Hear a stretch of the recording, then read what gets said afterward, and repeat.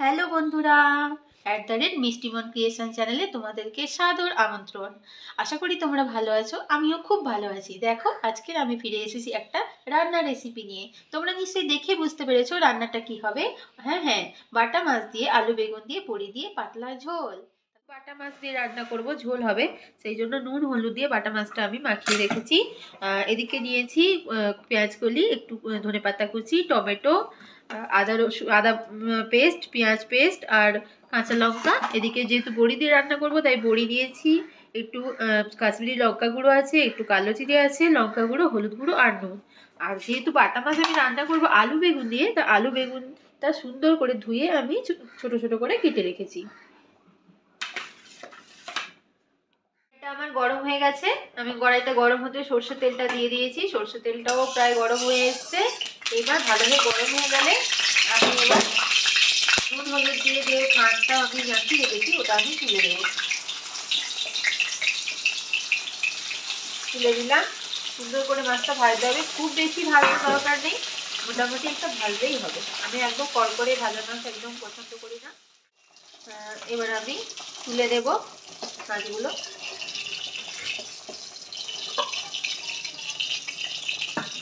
এই তেলেই আমি বড়িগুলো ভেজে নেবো।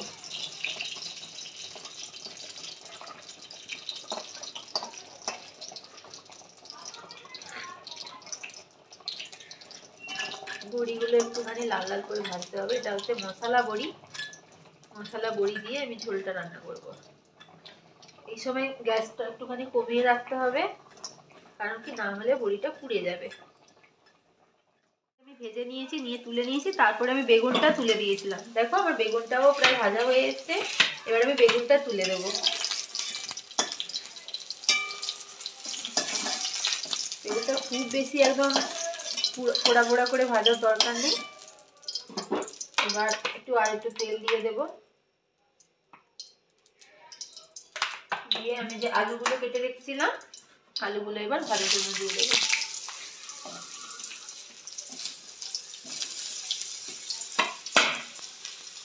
এই দেখো বন্ধুরা, আমার আলু আর বেগুন সুন্দর করে লাল করে ভাজা হয়ে গেছে। এবার আমি তরকারিটা রান্না করব। দেখো আমার কড়াইটাও গরম হয়ে গেছে, তেলটাও গরম হয়ে গেছে। এবার আমি এখানে দিলাম কালো জিরে ফোড়ন আর দেবো একটু কাঁচা লঙ্কা।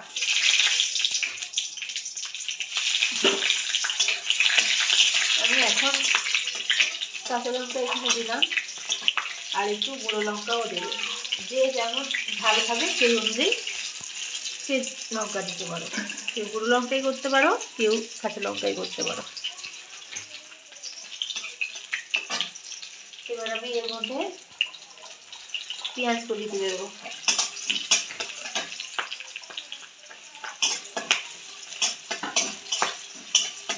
পেঁয়াজ কলিটা একটু ভাজা ভাজা মতো করতে হবে।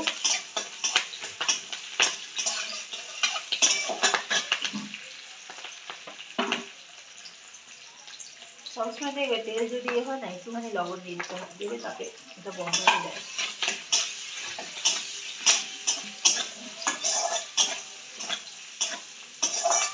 এবার আমি আদা পেস্ট দিয়ে দেবো। একটু আদাকে ঘষে নিয়েছি।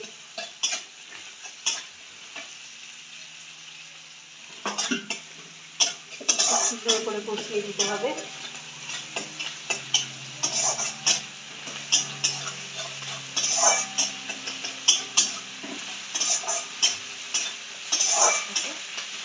এবার আমি টমেটো দিয়ে দেবো, কুচনো টমেটো। এই অবস্থায় আমি একটু লবণ দিয়ে দেবো, তাহলে তাড়াতাড়ি টমেটো মিলে যাবে।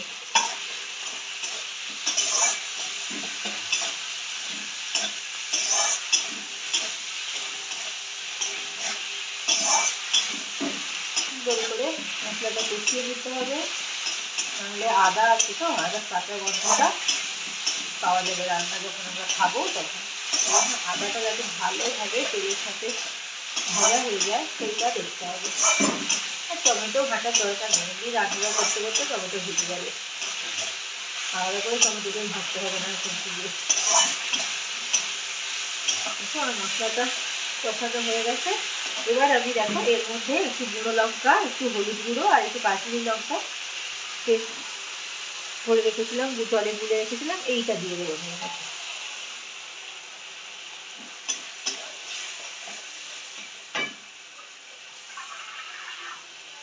এবার ভালো করে এটাকে কষাতে হবে। দেখো বন্ধুরা, আমার কেমন মশলাটা সুন্দর হয়ে কষা হয়ে গেছে, সুন্দর চারদিক দিয়ে দেখো তেল কেমন ছেড়ে দিয়েছে। এবার আমি ওই যে ভাজা আলুটা ছিল সেটা আমি ওর মধ্যে দিয়ে দেবো, দিয়ে সুন্দর করে কষাবো।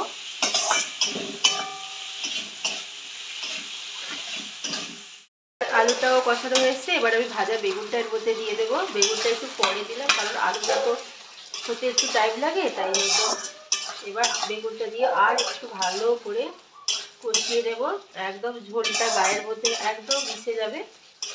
দেখো করে দেখতে পাচ্ছ তোমরা কালারটা, দেখো এখন থেকেই কত সুন্দর এসেছে না বন্ধুরা। তোমরা এটা বাড়িতে ট্রাই করে দেখো। জানি সবাই হয়তো খায়, নতুন কিছু নয়, তবুও আমি যেমনভাবে করছি তোমরা সবাই একটু বানিয়ে খেয়ে দেখো, দেখবে খুব একটা খারাপ লাগবে না। কেমন লাগছে আমার একটুখানি রেসিপিটা কমেন্ট বক্সে একটু জানিও। হ্যাঁ, কেমন লাগলো। হ্যাঁ, আমার কষানো হয়ে গেছে, এবার আমি জল দিয়ে দেবো।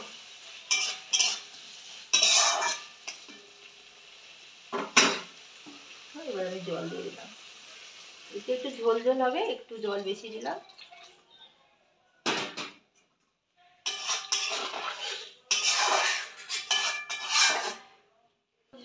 একটু জল দিয়ে দেখি আমার তরকারিটা কি হাল হয়েছে।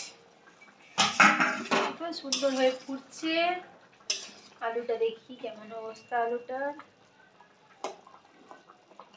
আলুটাও সেদ্ধ হয়ে গেছে, বেগুনটাও সেদ্ধ হয়ে গেছে। হ্যাঁ, এবার আমি যে ভেজে রাখতে রেখেছিলাম মাছ, ওটা আমি এর মধ্যে দিয়ে দেবো। এর মধ্যে বড়ি দিয়ে দেবো,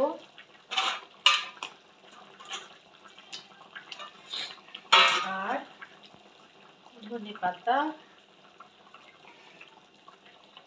আমি পেঁয়াজ বাটা একটুখানি দিতে পছন্দ করি, তাই আমি পেঁয়াজ বাটা দিলাম। তোমাদের যদি মনে হয় দেবে না, কুচনো পেঁয়াজ দেবে, তোমরা সেটাও দিতে পারো, তোমাদের ইচ্ছা। কিন্তু আমি পেঁয়াজ বাটা পছন্দ করি, তাই আমি দিলাম। সব আমার দেওয়া হয়ে গেছে, এবার আমি একটু ঢাকনা দিয়ে দেবো। ফিরে আসি বন্ধুরা, ফাইনাল কেমন দেখতে হয়েছে। আমি কড়াই থেকে তরকারিটা পাত্রে ঢেলে নিয়েছি, আমার কমপ্লিট আজকে বাটা মাছ দিয়ে বড়ি দিয়ে আলু বেগুনের পাতলা ঝোল। দেখো কালারটা কেমন হয়েছে, দেখেই যেন খেতে ইচ্ছে করছে না। সবার তো খেয়ে ভালো লেগেছে, তোমরাও বাড়িতে রান্না করে দেখো, নিশ্চয়ই ভালো লাগবে। যারা আমার চ্যানেলে পুরনো বন্ধু তারা তো আমাকে ফলো করছো, যারা আমার চ্যানেলে নতুন বন্ধু যারা ভিডিওটা দেখছো তারা প্লিজ প্লিজ প্লিজ প্লিজ আমার চ্যানেলটাকে সাবস্ক্রাইব করে নিও, বেল আইকনটা প্রেস করে নিও, যাতে আমি নতুন কোনো ভিডিও দিলে তোমরা নোটিফিকেশান পেয়ে যাও। এইভাবে সবাই আমার পাশে থেকো, তাহলে আমি ভবিষ্যতে আরও অনেক দূর যেতে পারবো। তাহলে আজকের মতো টাটা, সবাই ভালো থেকো।